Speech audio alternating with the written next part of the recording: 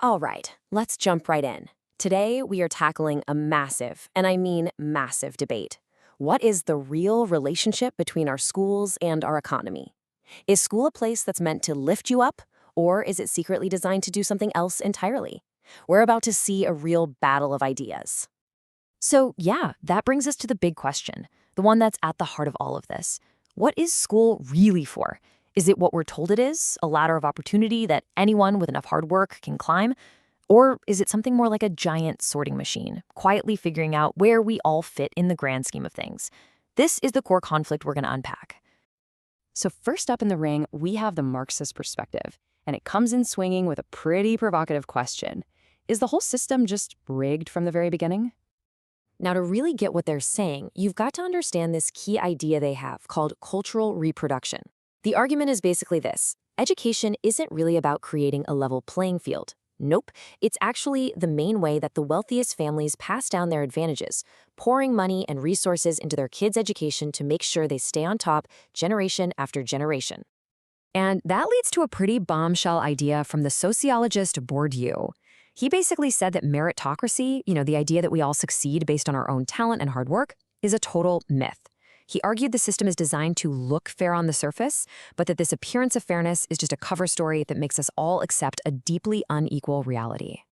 The thinker Althusser took this a step further. He even had a name for it. He called schools an ideological state apparatus. It sounds complicated, but the idea is simple.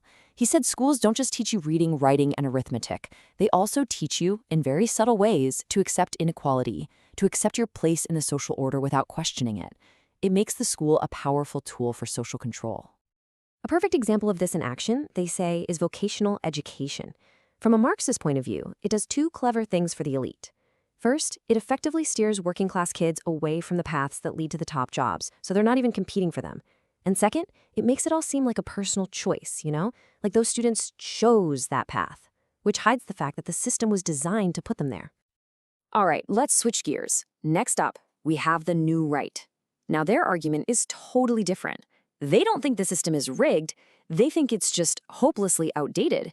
It's failing to prepare anyone, rich or poor, for the world we actually live in.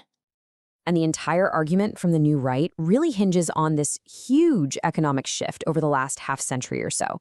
I mean, think about it. We went from an economy built on making things in factories to one built on service jobs. And now we're in an economy that runs on technology, computers, and knowledge that changes in the blink of an eye. So for the new right, the problem is obvious. Our education system, with its super rigid wall between academic book smarts and vocational hands-on skills, well, it's just way too inflexible. It was built for an economy that, frankly, doesn't exist anymore. So what's their fix? Well, it's all about breaking down those old walls. They say we need to stop obsessing over memorizing facts for one specific subject. Instead, the focus should be on developing real, functional skills, things like problem solving, critical thinking, working in a team, skills that actually matter in the modern global workplace. And that brings us to our third contender in this debate, the social democratic vision. This is a much more optimistic take.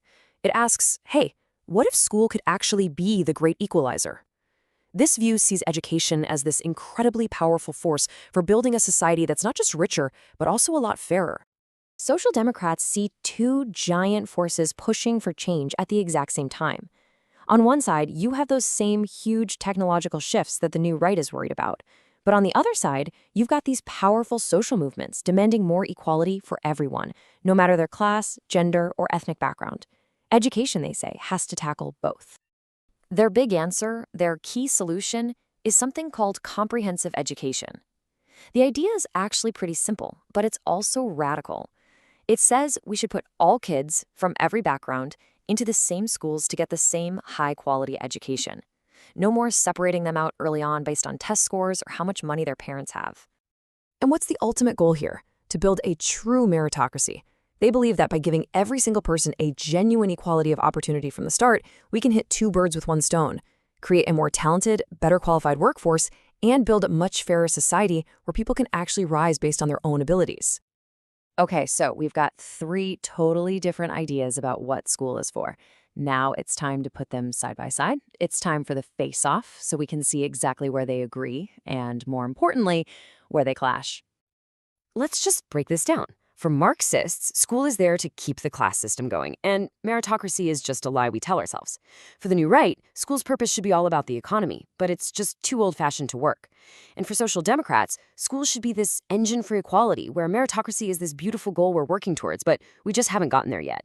I mean, you can see these are three completely different ways of looking at the world. Okay, so that all sounds neat and tidy, right? But of course, the real world is a lot messier. And each of these theories, as smart as they are, runs into some pretty serious problems when you hold them up to the light. So, time for our little reality check. You know, there's this fascinating study by Paul Willis that really throws a wrench in the idea that students are just passive little robots. He found that the working class boys he studied didn't just swallow what the school was feeding them. They actively fought back, they resisted the school's rules and its values. It shows that students have minds of their own. They don't just absorb the system's programming. And there are other big critiques too. The Marxist view sometimes gets called left functionalism, which is a fancy way of saying it's too neat, as if everything in society perfectly serves capitalism with any hiccups. And Marxists fire back at social democrats, saying you've got it backwards. You can't fix economic inequality with schools. It's the economic inequality that's causing the problems in schools. And then other research points out that, hey, vocational training isn't all bad. In some cases, it's actually helped women get a foothold in jobs that were traditionally dominated by men. So it's complicated. So after going through all of that, this whole clash of ideas, where does that leave us? Well, it leaves the most important question with you. After seeing all these different angles, how do you see school? And this is maybe the most important thing to take away from all this.